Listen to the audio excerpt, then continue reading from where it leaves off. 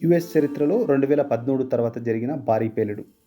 South fork dairy ఫామ్‌లో total 18,000 ఆవులు కలిగి ఉండడం, వర్త్ ఆఫ్ $36 మిలియన్ ఈ డైరీ ఫార్మ్ యొక్క వాల్యూ. అండ్ ఒక్కసారిగా మంటలు చెలరేగడంతో ఈ 18,000 ఆవులు ఒక్కసారిగా కాలిపోవడంతో యుఎస్ చరిత్రలో భారీ ప్రమాదంగా యుఎస్ గవర్నమెంట్ పేర్కొంటోంది.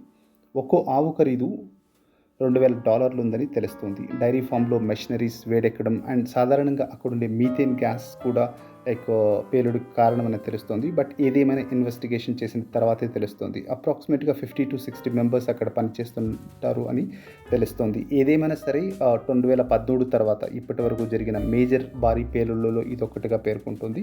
ఏదేమైనా సౌత్ ఫోర్క్ డైరీ ఫార్మ్ తొందరగా కోలుకోవాలని మనస్ఫూర్తిగా కోరుకుంటాం. అదేవిధంగా ఇన్ని ఆవులు ఒక్కసారిగా చనిపోవడంతో చాలామంది బాధను వ్యక్తం చేస్తున్నారు. ఇలాంటి సంఘటనలు మరిన్ని జరగకుండా ఉండాలని మనస్ఫూర్తిగా కోరుకుందాం. Please subscribe anchor Mohan talks.